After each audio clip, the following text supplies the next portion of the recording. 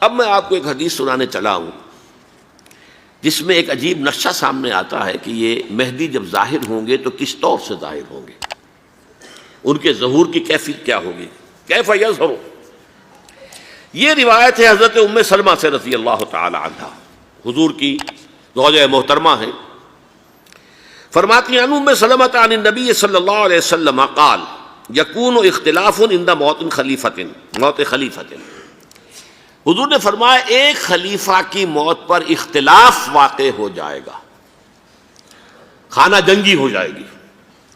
فَيَخْرُجُ رَجُلٌ مِّنْ أَهْلِ الْمَدِينَةِ حَارِبًا إِلَىٰ مَكَّةَ، پھر مدینے کے لوگوں میں سے ایک شخص نکلے گا، بھاگے گا اور جا کر پناہ لے گا اور چھپ جائے گا مکے میں۔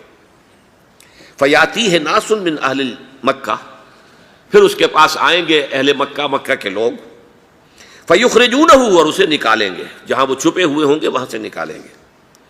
وَهُوَ كَارِهٌ، اور وہ بالکل اس کو پسند نہیں کر رہے ہوں گے، نہ وہ خواہش مند ہوں گے کہ ان کے ہاتھ پر بیعت کی جائے، نہ وہ یہ چاہیں گے کہ وہ میدان میں آئیں اور ان کو جو ہے اپنا لیڈر مانا جائے۔ وَهُوَ كَارِهٌ فَيُبَايِعُونَهُ بَيْنَ الرُّكْنِ وَالْمَقَامِ، لیکن لوگ جو ہے پھر اصرار کے ساتھ ان کے ہاتھ پر بیعت کریں گے رکن اور مقام کے درمیان۔ رکن وہ کونا ہے خانہ کعبہ کا جس میں حجر اسود لگا ہوا ہے، اور مقام ابراہیم جو ہے، ان دونوں کے مابین جو یہ علاقہ ہے یہاں پر وہ بیعت ہوگی۔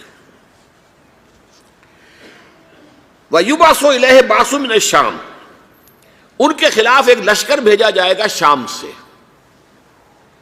نہیں کہا جا سکتا کہ باسی حکومت اس وقت کی جو ہے اس کی طرف سے کوئی مسئلہ اس طرح کا اٹھ کھڑا ہو، اس لیے کہ ابھی تو بہرحال باسی حکومت وہاں ہے۔ فَيُخْسَفُ بِهِمُ بِالْبَيْضَاءِ بَيْنَ مَكَّةَ وَالْمَدِينَةِ، لیکن اللہ تعالیٰ اس لشکر کو مکے اور مدینے کے درمیان وادی بیضاء میں دھسا دے گا، زمین کے اندر پورے کے پورے لشکر کو۔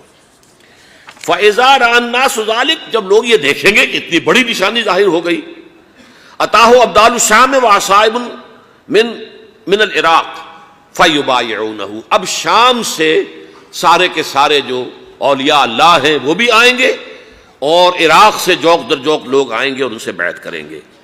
وَيَعْمَلُ فِي النَّاسِ بِسُنَّةِ نَبِيِّهِمْ، پھر وہ عمل کریں گے لوگوں کے مابین، حکومت کریں گے اپنے نبی کی سنت کے مطابق۔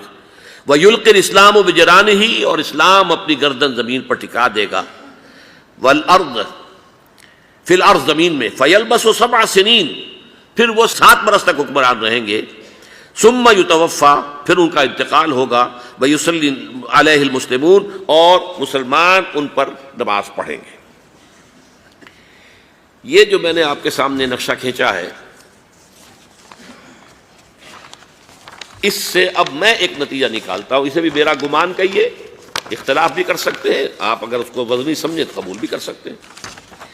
وہ یہ ہے کہ میرے نزدیک ان کے ظہور کا وقت قریب ہے، اور اس کی تھوڑی سی بعد میں مجھے معلوم ہوا کہ جین ڈکسن غالباً نام ہے امریکن اس کا، جس نے یہ پیشن کوئی خبر دی تھی کہ 1962 میں عالم عرب میں ایک بچہ پیدا ہوا ہے کہ جو وہاں کا نقشہ بدل کر رکھ دے گا۔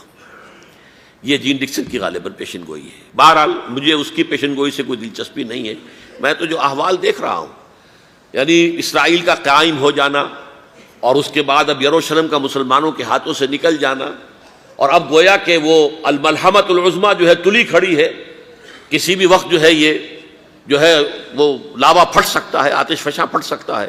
تو یہ تمام حالات ایسے ہیں کہ جن کی وجہ سے میں سمجھتا ہوں کہ ایک تو جو قرآن مجید کے اشارات میں نے آپ کو بتائے، 14 صدیاں، 14 دن میں چاند کا پورا ہونا، والقمر اذا اتسق، 14 دن میں 14ویں کا چاند۔